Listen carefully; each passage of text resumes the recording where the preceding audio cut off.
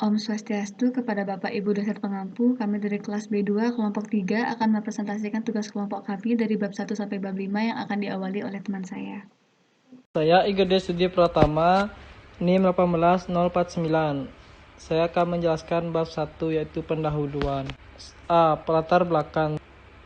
Semakin berkembangnya penduduk terutama di Bali, tepatnya di daerah Kota Denpasar yang pada umumnya tidak lepas dari rutinitas yang berat kepadatan penduduk. Puskesmas Kota Selatan merupakan salah satu unit pelayanan kesehatan di mana lokasi set yang strategis dan lokasi berada di daerah perkotaan, banyaknya penduduk dan sekolah sehingga penduduk sekitar puskesmas tidak akan kesulitan menjangkau tempat fasilitas kesehatan. B. Tujuan. Sebuah puskesmas dengan fasilitas yang lengkap dan nyaman untuk berobat dan mendukung tercapainya tujuan pembangunan kesehatan nasional. Pembangunan kesehatan yang diselenggarakan di puskesmas bertujuan untuk mewujudkan yang memiliki derajat kesehatan yang optimal.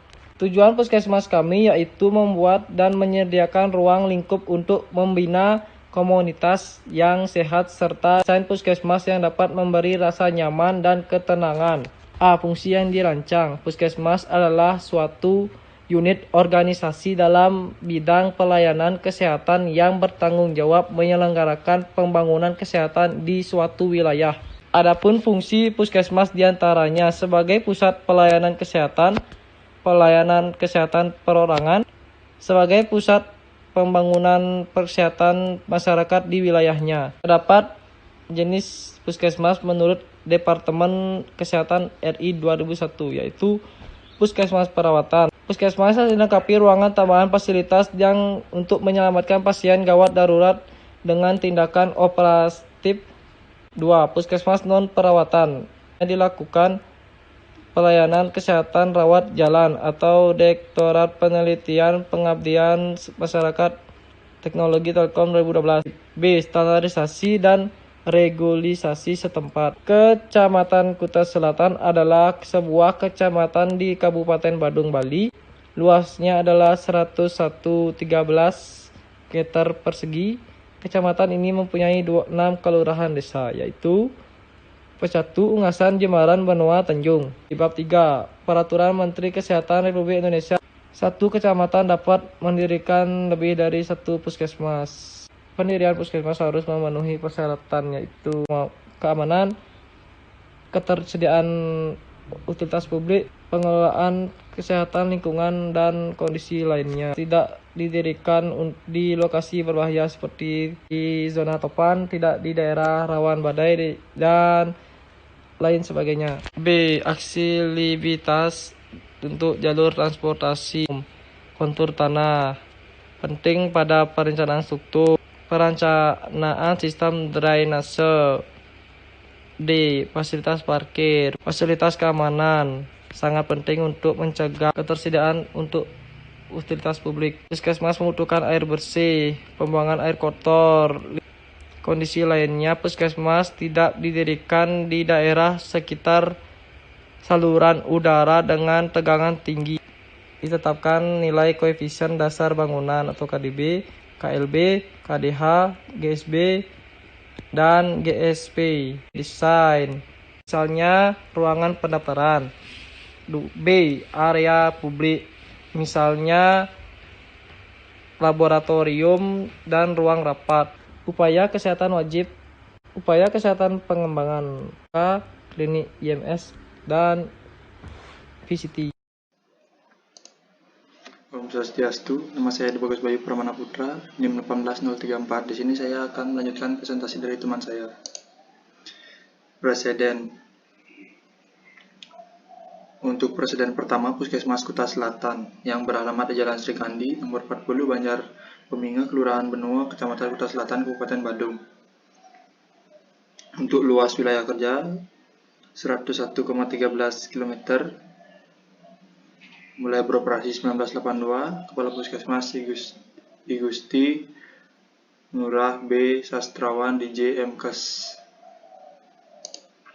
Setting bangunan terhadap lingkungan sekitar. Untuk presiden yang terletak di Kuta Selatan, batas wilayah kerjanya sebelah utara Kecamatan Kuta dan sebagian wilayah Denpasar Selatan.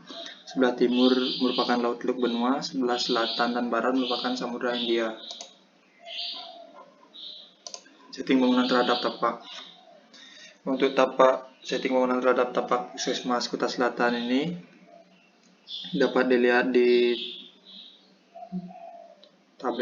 di gambar di Jalan Sri Kandi dan Jalan Puspa Uresti. Untuk keterangan kotak yang merah kuning itu sudah diberikan di sini. Pencapaian bangunan terhadap tapak. Untuk Puskesmas Kuta Selatan ini, untuk pintu masuknya berada di sebelah selatan yang ditandai oleh panah berwarna merah dari Jalan Puspa Uresti. Gaya fasad bangunan. Gaya fasad bangunan pada Puskesmas Kuta Selatan ini memiliki gaya fasad tradisional modern. Dapat dilihat dari ornamen yang memperlihatkan ciri khas bangunan Bali. Dan modern dapat dilihat dari pilar dan dindingnya, di mana pilarnya dihias oleh batu alam yang berbentuk kotak, menggambarkan fasad tradisional modern. Untuk fasilitas puskesmas bisa dilihat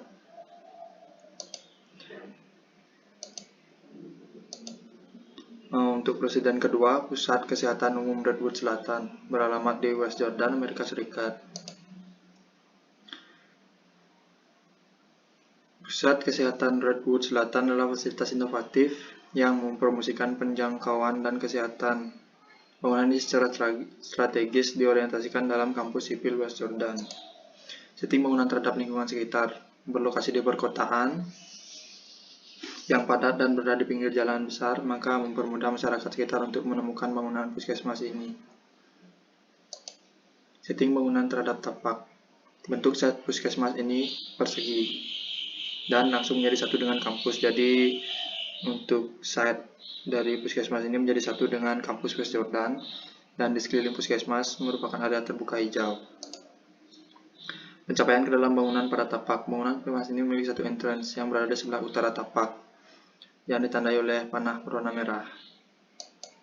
Keberadaan ruang terbuka atau publik di sekeliling puskesmas ini difungsikan sebagai ruang terbuka atau publik karena menjadi satu dengan kampus West Jordan, jadi terlihat lebih luas dan alami.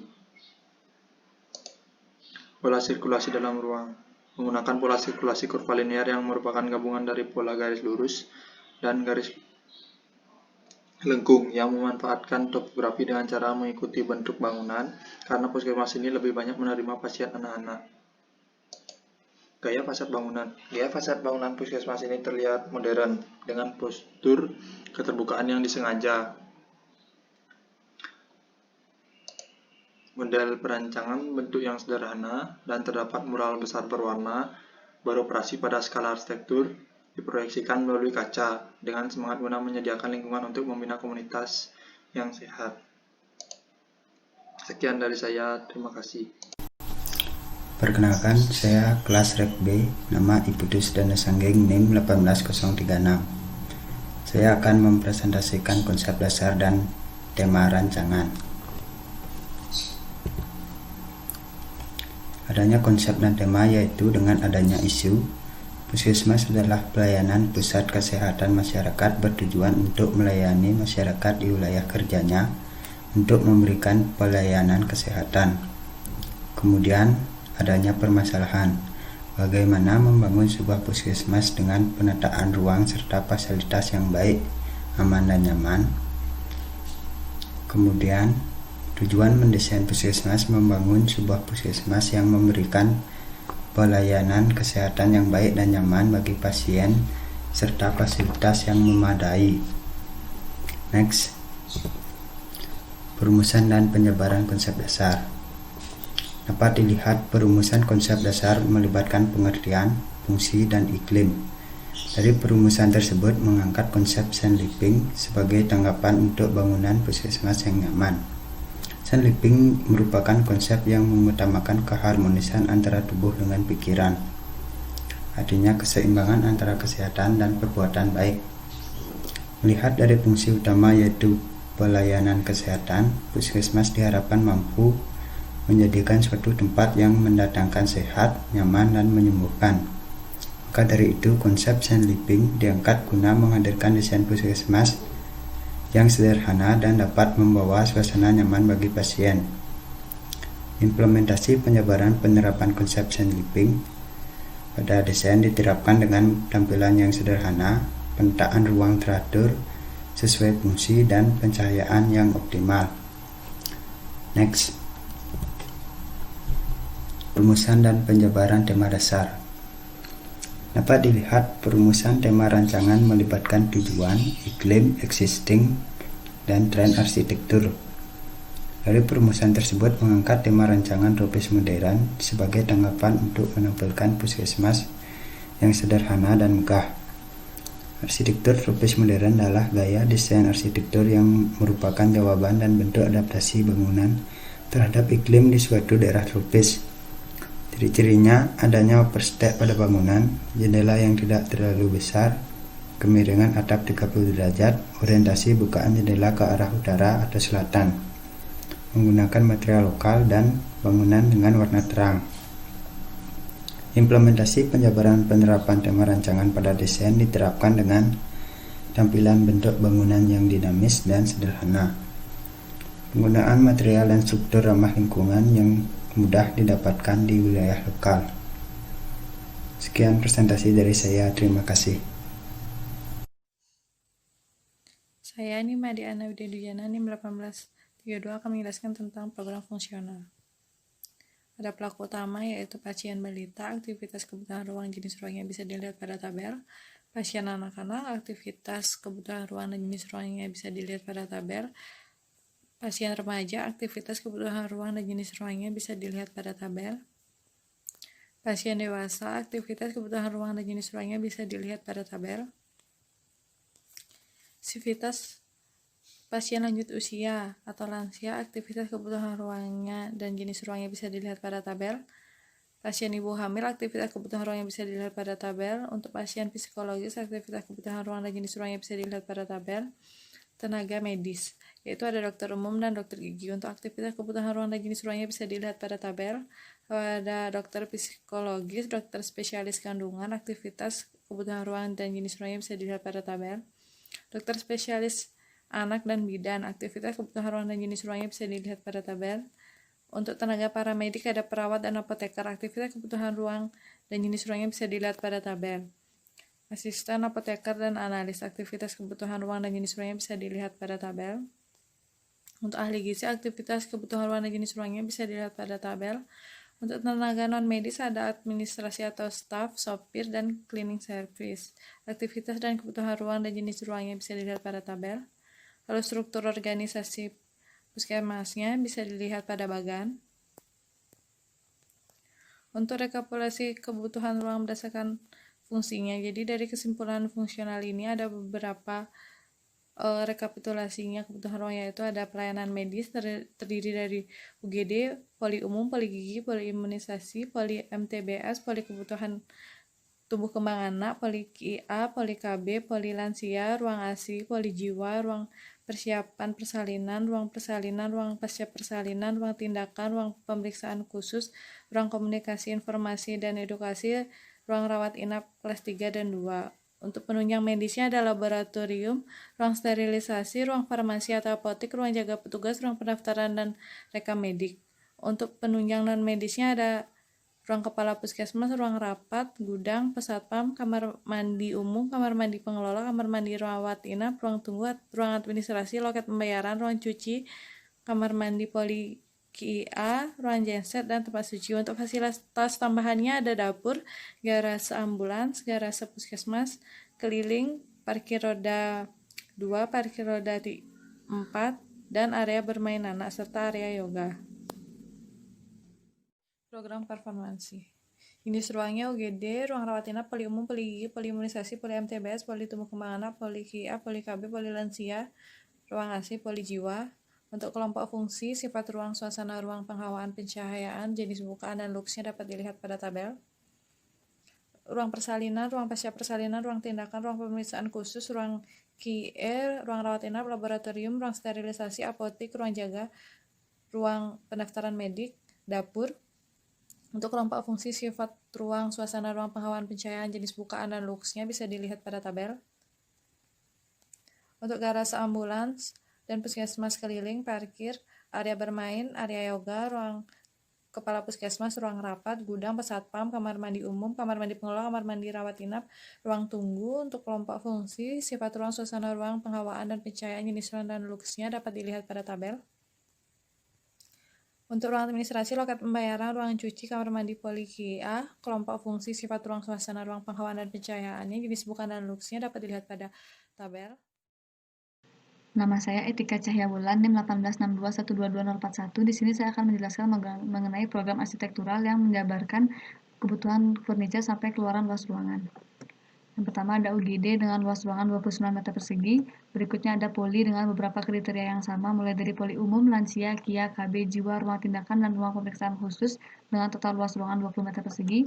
Ruang inap kelas 3 72 meter persegi, ruang inap kelas 2 40 meter persegi, poli gigi 20 meter persegi, imunisasi dan NTBS 19 meter persegi, ruang AC 15 meter persegi, ruang komunikasi, informasi, dan edukasi 30 meter persegi, ruang persiapan persalinan dengan kapasitas 8 bed seluas 63 meter persegi, ruang persalinan 16 meter persegi, ruang pasca persalinan 42 meter persegi.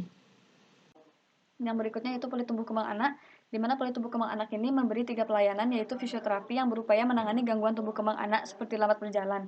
Jadi disediakan parallel bar dan walker untuk alat bantu anak belajar berjalan. Berikutnya yaitu pelayanan sensori integrasi, yaitu metode terapi untuk menangani kasus gangguan tumbuh kembang anak, terutama yang berkebutuhan khusus seperti autis, Down syndrome, dan sebagainya. Pelayanan yang terakhir yaitu okupasi terapi dan terapi bicara. Okupasi terapi untuk melatih anak dalam melakukan kegiatan sehari-hari dengan normal seperti perawatan diri, yaitu mandi dan makan, pengembangan diri, dan latihan fisik seperti olahraga. Terapi bicara untuk membantu memperbaiki bicara anak yang terganggu mulai dari kemampuan bahasa, kelainan suara, atau kelancaran berbicaranya. Dengan besaran furniture seperti pada tabel diperoleh luas ruangan 36 meter persegi. Dan yang terakhir dari saya yaitu ruang laboratorium dengan kebutuhan furniture, jumlah dan besaran seperti pada tabel diperoleh luas ruangan 9 meter persegi. Dan untuk ketinggian dari setiap ruangan ini yaitu 3 meter. Saya Ramadhani Itu Segara Aji, NIM 18044. Saya akan melanjutkan program arsitektural. Selanjutnya ada laboratorium, luas ruangannya 9 meter persegi, ruang farmasi atau apotek 3 meter persegi, ruang jaga atau petugas 4 meter persegi, ruang pendaftaran dan rekam medik 16 meter persegi, ruang kepala puskesmas 6 meter persegi, ruang rapat atau multifungsi 16 meter persegi, ruang gudang umum 9 meter persegi, pusatpam 2,5 meter persegi, kamar mandi atau WC umum pengelola dan polikia 10 meter persegi dengan 4 ruangan, kamar mandi atau WC umum disabilitas dengan 2 ruangan, luasnya 8 meter persegi, kamar mandi atau WC rawat inap kelas 3, 6 meter persegi dengan 2 ruangan, kamar mandi atau WC ruang rawat inap kelas 2, 7 meter persegi dengan 2 ruangan, ruang tunggu 21 meter persegi, ruang administrasi 16 meter persegi, loket pembayaran 7,6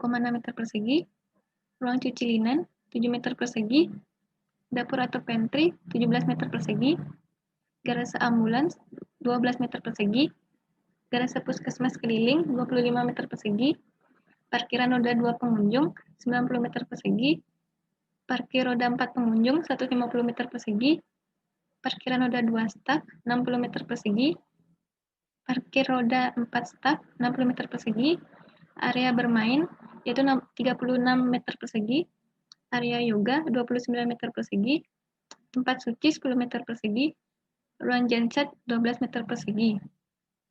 Ini adalah rekapan luas ruangan dari tipe pelayanan medis, penunjang medis, fasilitas tambahan, dan non-medis.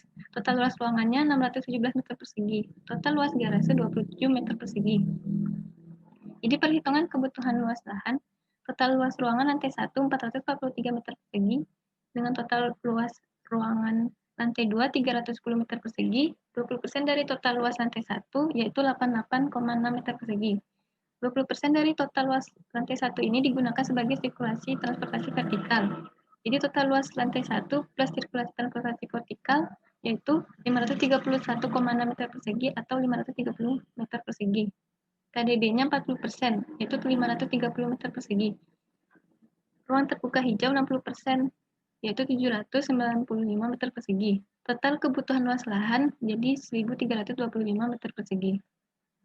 Ini mengelompokkan ruang berdasarkan sifat, dari publik, semi-publik, dan privat. Diagram matriks. Pada diagram matriks menjelaskan mengenai kedekatan dan hubungan antar ruang. Yang perlu digarisbawahi yaitu beberapa ruangan yang sebaiknya tidak berdekatan dengan ruang lain, yaitu ruang pemeriksaan khusus yang menangani pasien dengan penyakit menular.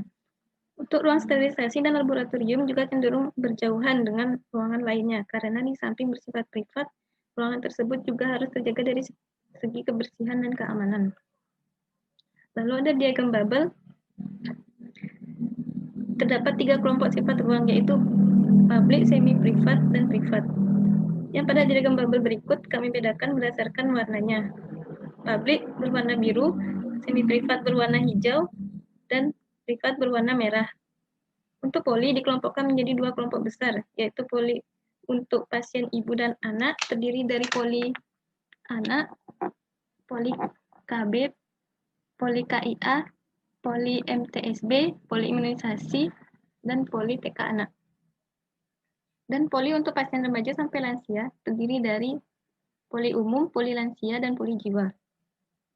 Entrance ada 2, yaitu untuk pasien rawat jalan bisa masuk ke puskesmas melalui ruang pendaftaran, dan bagi pasien gawat darurat langsung masuk melalui UGD.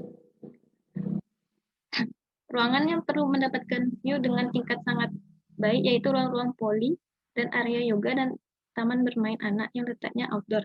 Sebagian besar ruangan mendapat pencahayaan dan penghawaan alami.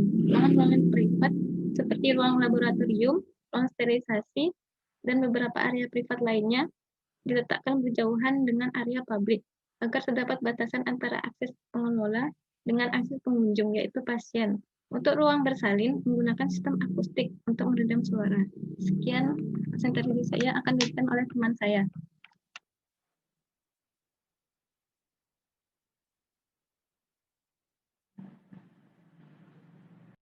Nama saya Etika Cahyawulan, NIM 18621221041. Di sini saya akan menjelaskan mengenai pemilihan dan pembobotan site. Site pertama terletak di Jalan Raya Uluwatu, Ungasan. Luas total 25.225 meter persegi, kontur relatif datar, terletak di daerah strategis yang dekat dengan semua desa di Kecamatan Kuta Selatan. Kantor Pos Ungasan sebagai landmark dengan jarak 240 meter dari site. Memiliki lebar jalan 7 meter. Situasi site tidak terlalu bising karena berada di jalan utama yang tidak terlalu padat. Lingkungan sekitar site beserta jarak tempuh seperti pada slide, pembobotan seperti pada slide. Site kedua terletak di Jalan Raya Bypass Ngurah Rai. Luas total 1.480 meter persegi, kontur relatif datar dan berada di pinggir jalan besar dengan tingkat kebisingan tinggi. Site berada di depan Gereja Bugar 1 dengan lebar jalan 12 meter, situasi sangat bising dan berada di lingkungan padat. Lingkungan sekitar site beserta jarak tempuh seperti pada slide, pembobotan seperti pada slide. Site ketiga berada di Jalan Raya Bypass Ngurah Rai, luas total 2.000 meter persegi, dengan kriteria sama seperti site kedua karena berada di daerah yang berdekatan, hanya saja dibedakan dengan patokan dengan site ketiga, patokannya yaitu kantor lurah Kedonganan. Lingkungan site beserta jarak tempuh seperti pada slide, pembobotan seperti pada slide. Selanjutnya diperoleh pembobotan dengan poin sebagai berikut sesuai RUU TRK yang berlaku. Site dengan poin tertinggi yaitu site 1 yang otomatis menjadi site terpilih.